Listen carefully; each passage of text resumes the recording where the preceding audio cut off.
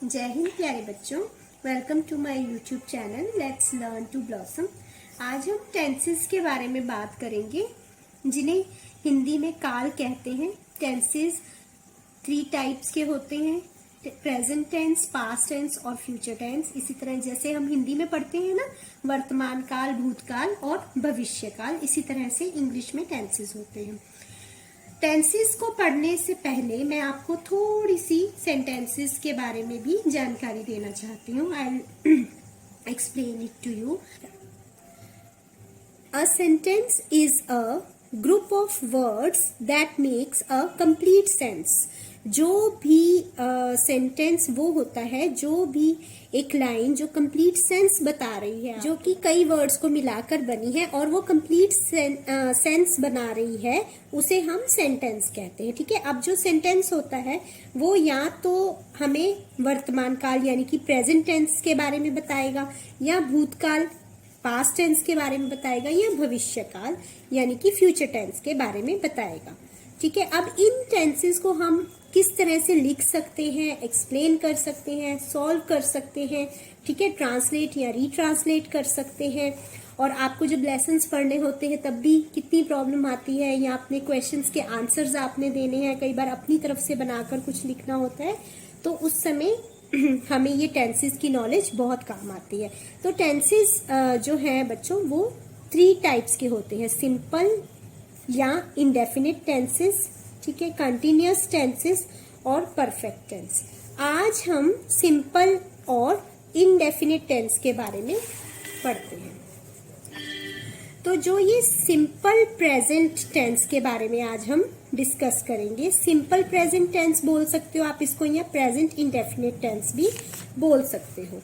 जो present indefinite tense है, पहले हम उसकी आइडेंटिफिकेशन यानी कि पहचान के बारे में जानकारी लेते हैं। इनकी पहचान ये होती है बच्चों कि इन वाक्यों का हमें तब पता चलता है कि जिन वाक्यों के अंत में ता है, ती है, ते है लगा होता है ना, आदि आता है, उन्हें हम सिंपल प्रेजेंट टेंस या प्रेजेंट इंडेफिनिट टेंस बोलेंगे।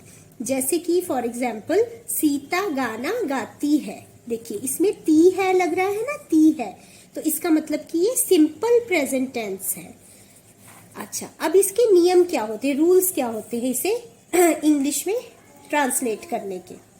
इसे इंग्लिश ट्रांसलेट करने के लिए हमें सबसे पहले सब्जेक्ट यूज करना है, जो कि है सीता। उसके बाद हमें वर्ब की फर्स्ट फॉर्म लगानी है, और उसके बाद वर्ब की फर्स्ट फॉर्म के साथ इसमें एस और ईएस यूज होता है, लेकिन वो केवल सिंगुलर नाउन या प्रोनाउन के साथ यूज होता है।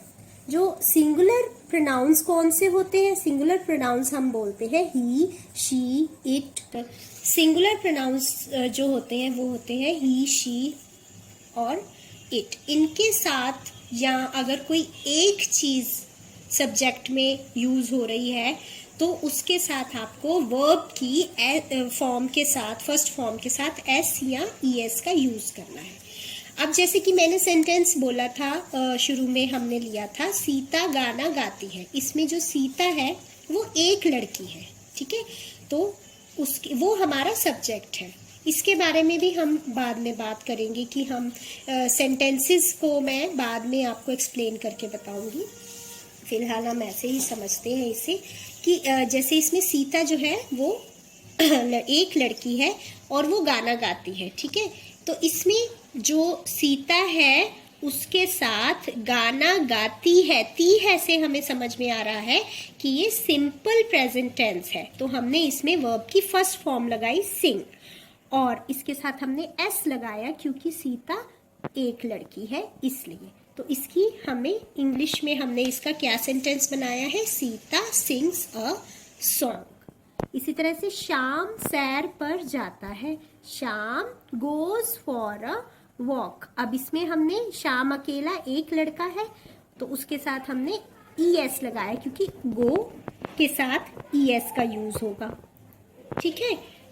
इसी तरह से बच्चे खाना खाते हैं, चिल्ड्रेन ईट फूड। अब इसमें आप क्या नोटिस कर रहे हैं, इसमें हमने ईट को, केवल ईट को ही यूज किया है, that is the first form of verb. इसमें हमने एस और एस का यूज नहीं किया है क्योंकि बच्चे जो है वो ज्यादा है, चिल्ड्रन। इसमें एक बच्चे की बात नहीं हो रही, चाइल्ड की बात नहीं हो रही है, चिल्ड्रन की बात हो रही है।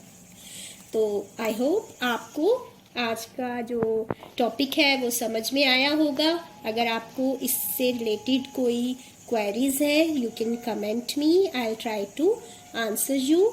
और इससे रिलेटेड प्रैक्टिस सेंटेंसेस मैंने आपके लिए प्रिपेयर किए हैं, आप ट्राई कीजिए इन्हें सॉल्व करने की। वाले सेंटेंसेस को ट्रांसलेट कीजिए और इससे अगली वीडियो में मैं आपको इनको ट्रांसलेट करके बताऊंगी, आप मैच कर लीजिएगा। और हाँ, अगली वीडियो में हम सिंपल पास्ट टेंस के बारे में डिस्कस करेंगे। So till then, bye bye, have a good day.